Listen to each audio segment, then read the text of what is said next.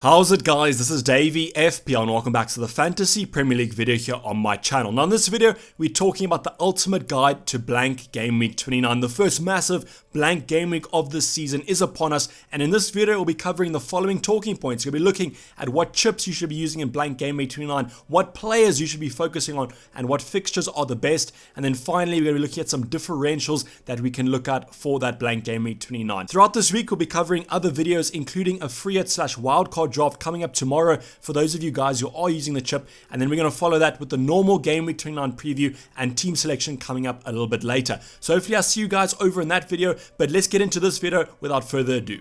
So I first wanted to give you guys a reminder that I am recording this video on Sunday evening, straight after the Spurs vs Arsenal fixture, so I can talk about talking points covered in that game, but also wanted to give you guys a reminder of the injury situation that we're currently in. So unfortunately, game week 28 has led to a lot of injuries. Just in the Spurs vs Arsenal game, Heung-min Son came off injured. We don't really know the extent of a lot of these injuries.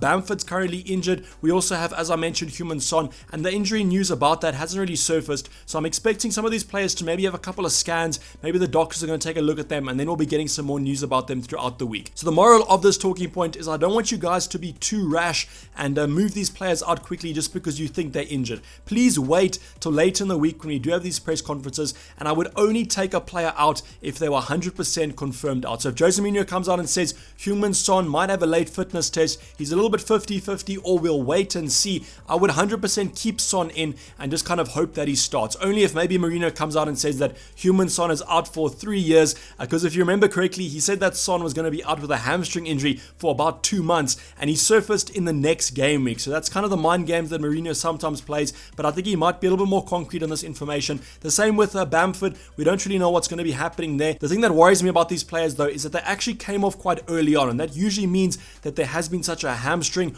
or maybe a strain that's quite severe. So just keep your eyes on that situation, but as I mentioned, I wouldn't be taking these players out unless they are confirmed out. I might even consider, if I wasn't a free hit or wild card, just simply keeping them in and seeing what the situation occurs, because you don't want to take out a player like Bamford and then he's ready to go for game week at 29, and then you suddenly have lost all that value on him when you want to bring him back. I would wait as long as possible. Also, if you're going to be considering taking other players out like a Fernandes or a Salah because they're so expensive, so maybe you want to fund a move for like a Gareth Bale or something. That's just an example there. It wasn't the best appearance against Arsenal for Gareth Bale, but you know what I'm saying with these high value players. For example, if you take out Salah, you can basically afford any player in the game, so that might be quite appealing to those of you. But maybe keep Salah in your lineup, because if Son is out injured for quite a while, you'd rather take Son out and then have Salah back for game week 30 instead of Son, who could be out for quite a while. But as I said, moral of the story, don't be too rash with your transfers. Just wait as late as possible for this whole injury situation to kind of get them a little bit more clarity, and we can then decide on our moves. But throughout the week, I'll be updating you guys with the more news we get. So maybe in the team selection late in the week, that'll probably be the roundup of the injury news, because I am myself a Bamford owner, a Son owner, so then we can maybe talk about if we do get news about these couple of players and their injuries. The next talking point we're going to be covering is your chip strategy for blank game week 29. So the blank game weeks are synonymous with the free hit chip. I'm not going to be covering the bench boost, because I think if you guys have a bench, a full starting 15 for blank game week 29, I just have to kind of commend you, because that's absolutely sensational. If you have used a wild card, that might bring it down a little bit, but I doubt many of you guys do have a full playing bench, so I'm not going to worry about that chip. And with the triple captaincy, I don't think this week has the best fixtures, and the thing you have to also look at is from a differential aspect that triple captain doesn't offer that much, because basically everyone's going to be captaining Harry Kane probably, or someone that's quite highly owned like a Bamford. So don't worry about the triple captain. But on the wild card and the free hit, the wild card's a little bit of a tricky situation. I think that this chip will be more valuable maybe getting out of your blank game week 29 squad, because you're basically going to be building your squad into a dead end. We've spoken about this on my updated chip strategy, so watch that video if you guys haven't. But with this blank, you build your team into a dead end, and you might not want the blank game week players come game week 30, come game week 31. So that would kind of maybe suggest building as much as possible, get as many players for blank game week 29 as possible, and then use the wild card afterwards. But the free hit is going to be the main chip that we're going to be talking about, because it holds the most value in a blank game week, in my opinion. I think that those of you who have held on to your free hit, you're going to be absolutely quite pleased that there have been some injuries. I know it's quite a bad thing to say that you're pleased at some injuries, but I'm not saying from a personal personal level. I'm saying purely from an FPL perspective. Because of these injuries and because they're quite highly owned players,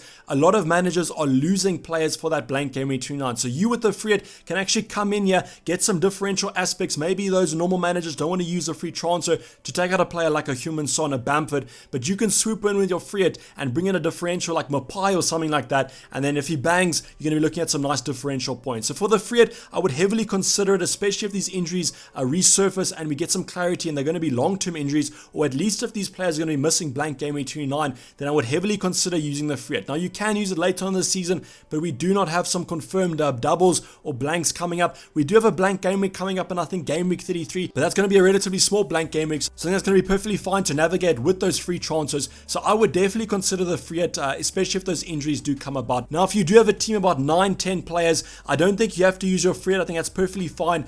Maybe if a Son comes back, a Bamford comes back, and if you manage to put a relatively respectable team out, then I think that's perfectly fine. Now the thing you also have to consider with the free hit is that the fixtures for this blank don't look too good. We're going to be talking about the fixtures in the next talking point, but as you can see, there's a lot of games that we can't really predict if teams are going to be doing well. We have good teams playing against good teams, bad teams playing against bad teams. So in terms of a high ceiling, I don't know if the points or holds this blank game week are going to be that good. So it might be worth taking that free hit and saving it for maybe a game week later on this season that could provide a higher ceiling. So now going on to the fixtures, which is the bread and butter of every single FPL game week.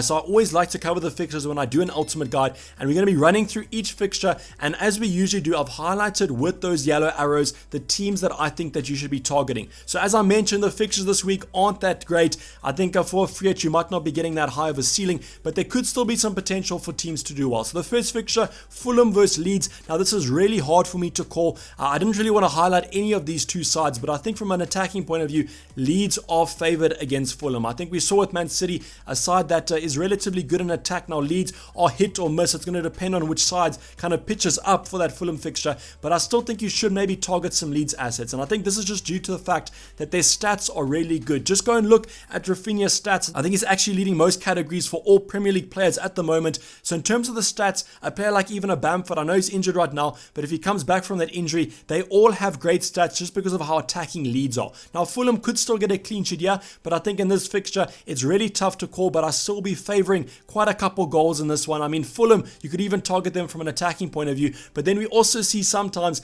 like this weekend against Chelsea, that Leeds can sometimes defensively be quite adequate. So this might be kind of a low scoring or a high scoring game. I know that's quite ambiguous there. It's usually when I predict that this could be a Fulham win, a Leeds win, or a draw. I mean, obviously it could, but as I mentioned, these games are really hard to call, but I still think I'd be favouring Leeds a little bit. The next fixture, Brighton, Newcastle, two relatively bad sides. Yeah, I think that Brighton had the potential to do well. We always joke about that XG of Brighton, and this weekend we saw with a win against Southampton that they sometimes can get some end product, and I think against a Newcastle side that's heavily injured right now from an attacking and a defensive point of view, I think you can target both sides of the ball for Brighton, and that's why I'm favouring them in terms of the fixtures and the teams that I'm looking at. Then we move on to the Sunday fixtures, which are really hard to call. First off, it's West Ham Arsenal. Now just check the fixture tonight of Manchester United versus West Ham, and I think this game will play out in a similar aspect. So if West Ham put up a good defensive performance, I think against Arsenal going to make it equally as tough. There could be quite a quick turnaround for some of these fixtures, but in this one, I think that West Ham will be heavily rested for it, so you don't have to worry about too much rotation, and that should lead to a good overall performance. But then we have Arsenal coming off a big win against their North London rivals, which could fill them with confidence, but there seems to also be some things behind the scenes there with Aubameyang, so that's why we're going to be talking about a little bit later on maybe some other Arsenal attackers that you could kind of target. But this fixture, I can't really call it. I don't think I'll be targeting it too much. I mean, if you want to go for an Arsenal play, you can. A West Ham option could also be good, but in terms of the odds, I think this game should be quite close. And then finally, it's probably going to be the game of the most ownership here. Aston Villa assets are well owned, Spurs assets are well owned, and I think this is going to make for quite a good fixture. Now, Aston Villa defensively aren't great. However, I do think a player like a Martinez can still get some points in this one because of those save points that hopefully Harry Kane will be shooting at him. But I think the Spurs assets are probably going to be the players that you do target from an attacking point of view. I don't think from a defensive point of view I'd look at too many. I mean, maybe a player like a Reguilon if they do have an attacking return as well in the potential aspect of a points return. But I think that the Spurs attackers, a player like a Son, a Kane, a Bale, are going to be where our eyes do land up. So Aston Villa without Jack Grealish, I don't know from an attacking point of view, but I still think they do have some attacking prowess. We saw Traore there with an injury, so hopefully he comes back for this fixture because I think that he's been quite vital to that attack without Grealish. But if Grealish manages to return for this game, I think that Aston Villa should maybe get a couple goals because Spurs defensively don't also look that good. So this could actually be quite a goal fest. But I think this game, as I mentioned, is going to be the game of the ownership, as most FPL managers do own players from Aston Villa and Spurs. But I think I slightly favor Spurs if I was to do a prediction. Now moving on to some ratings of fixtures. So what I did was I went over to Fantasy Football Hub and I sorted according to just blank game week 29. And firstly, we're going to be looking at the attacking fixtures. So as I mentioned there, Fulham, Leeds defensively haven't been great, but Fantasy Football Hub is still rating that Fulham fixture as the best from an attacking point of view. I can understand that because Leeds are quite leaky at the back in occasional games, but we've also seen that potential against Chelsea where they can actually put in a good shift. So I don't know if I'd be rating this game that highly, but I definitely would think that Fulham have a shout in getting a goal in this one. But I think that Brighton vs Newcastle game is probably where I'm going to be giving the best attacking rating to. I think that Brighton should be getting a couple goals in this one, and I am favouring Brighton from an attacking point of view, just because of how Newcastle probably will set up, and with the injuries they have, I think that this should be quite a comfortable victory for Brighton. I know that might be quite bold saying that with a Brighton side that's been quite disappointing, but I think in terms of these fixtures, I got to give it to Brighton because Newcastle, I think those injuries are just going to come back to bite them a little bit. We also have Leeds vs Fulham here, which is the third highest rating, so they're kind of predicting a high scoring affair in this one. But if you look at the ratings there's quite a big drop off from Brighton and Fulham's fixtures to Leeds fixtures against Fulham. So with the rest of the fixtures, I've spoken about how hard these are to call,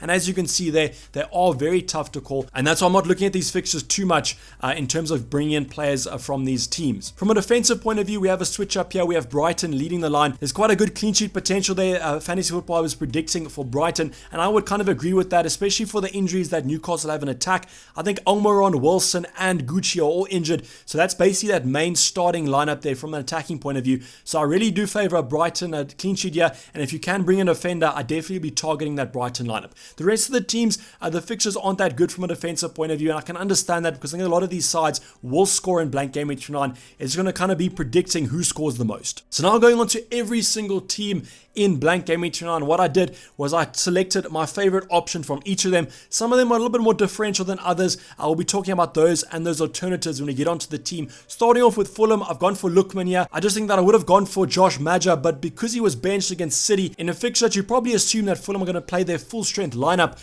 it kind of came as me as a surprise that Maja was benched. So I've gone for Lookman here as an option. I think that Leeds game should be quite open. I like the pace of Lookman in behind that Leeds defense, so I think that he could be quite profitable, and that's why I've highlighted him. We've spoken about Rafinha leading the stats for Leeds in basically every department in the Premier League at the moment, and that's why I've gone for him over Bamford. I mean, obviously Bamford's injured, so I didn't really want to cover an injured player, so I've gone for Rafinha here, as I think he's quite a safe, consistent option. From Brighton, I've gone for Trossard, so Trossard managing to score there against Southampton. I did kind of put him on the list of players I would target from Brighton in that game week 28 preview, so if you guys did take that advice, congratulations to you, as you did get a return. I just favor Trossard from that midfield department because there are a couple of forwards that we're really considering in blank game week 29. Going on to Newcastle, now this was a tough one because I don't think there's many players that I'll be targeting from Newcastle from an attacking and a defensive point of view, but I've just gone for Joelinton here, as I think there could maybe be a potential for him to score, but I wouldn't be targeting Newcastle that much. From West Ham, I've actually gone for Cresswell over Antonio. I just wanted to kind of highlight a player that I think has a potential to get a haul. Now this doesn't mean that Antonio is not a good pick. I still think that Antonio is a good pick, and he's actually at a lower ownership than Cresswell. I just wanted to highlight maybe something a little bit different here because we do have quite a lot of attackers. So my defender will be Cresswell just because of how consistent he's been. From Arsenal, I've gone for Saka. Now we'll be talking about some other differentials from Arsenal in the next talking point, but I just think that Saka is a nice little cheap option there if you want to bring in a player that has the potential for you to keep for the rest of the season,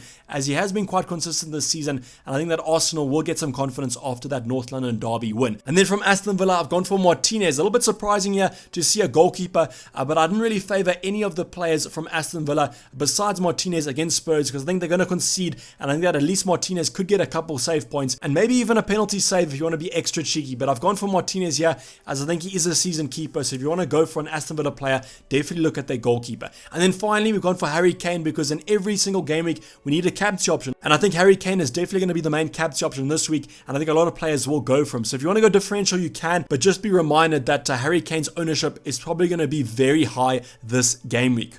So now the last talking point we're going to be going over is some differentials that you guys can consider. I've gone for players here that are quite lowly owned. I'll try to go for under 5% ownership. The only player here is a Dunk with 6.5, but I'll be mentioning that when I go over Brighton. But there are some nice differentials if you guys do want to go for them. And the nice thing is, if you are wildcarding in game week 30 or game week 31, you can have these players for about 1 or 2 game weeks, and there's not that much risk if they don't return. So starting off with Dunk, as I mentioned, is over that 5% ownership. But what I wanted to do here is highlight how lowly owned that Brighton defense is. Dunk is the most owned Brighton defender at 6.5 ownership, and every single other defender is under him. So that could provide some nice little differential aspect from that Brighton defense, and that's why I would definitely highlight the Brighton defense, because I do think they got the highest chance of a clean sheet in blank game week 29. So Dunk, you could go for him. I know it might be a little bit knee-jerk here because he managed to score against Southampton, but I think that he could still provide some set-piece threat. There are other options that you could go for, Feltman, and the others I don't really know if I'd go for them. So I think Dunk if you can afford him, and then go for Feltman if you need someone a little bit more budget. Now going on to Dele Alli, which might be quite surprising, and at 0.6% ownership, I can perfectly understand why. He just hasn't been on it this season, hasn't even been playing this season, but the reason why I've gone for him is because if Son is out injured, and with Lamella's red card that I don't think will be taken away, I think that Dele Alli could provide a nice little differential there in that Spurs attack. So I would kind of only recommend Dele Alli if you're going to be wildcarding in game week 30 or game week 31, because I don't really think the upside in the next couple of game weeks is going to be as high as it is for blank game week 29. So I kind of only have him in here as a little bit of a punt. You could also look at Lucas Moura, because with these injuries and these suspensions, I definitely think that these two options will play. We then have El Ghazi. I've spoken about that Traore injury. I think if he is out injured and Grealish is out injured, El Ghazi will definitely play. And at 1% ownership, I mean, he could provide a nice little differential there if Aston Villa decide to pitch up from an attacking point of view against Spurs. And then the last differential is probably my second favorite after that Brighton defense. It's going to be Lacazette. So at 4.1% ownership, we've heard this news about Aubameyang with a potential disciplinary problem. So I think that Lacazette is probably that favorite striker now. We saw a good performance from him against Spurs, and I think that he's definitely going to be starting in the next one. Just monitor the situation with the Europa League, because if he is starting in the Europa League, maybe it won't have that many minutes in the Prem. But I think if Aubameyang is going to be missing again, then Lacazette will definitely be in the starting lineup. And I mean, with Arsenal against West Ham, that game might be close, but maybe a goal from Lacazette will be enough for him to maybe clinch some bonus points, and then you are looking at a little bit of a mini haul. So this is basically a wrap up the video, guys. Hopefully you did enjoy it. Please don't forget to like it if you did, and subscribe if you're new and have not subscribed yet. I'll be checking you guys for the continuous videos throughout this week. I've mentioned the wildcard draft, the free hit draft. We're going to be doing the usual preview and team selection a little bit later on. But thanks for the support as always. I'm signing off. It's been Dayvy FPL, and I'm out. Cheers. Bye.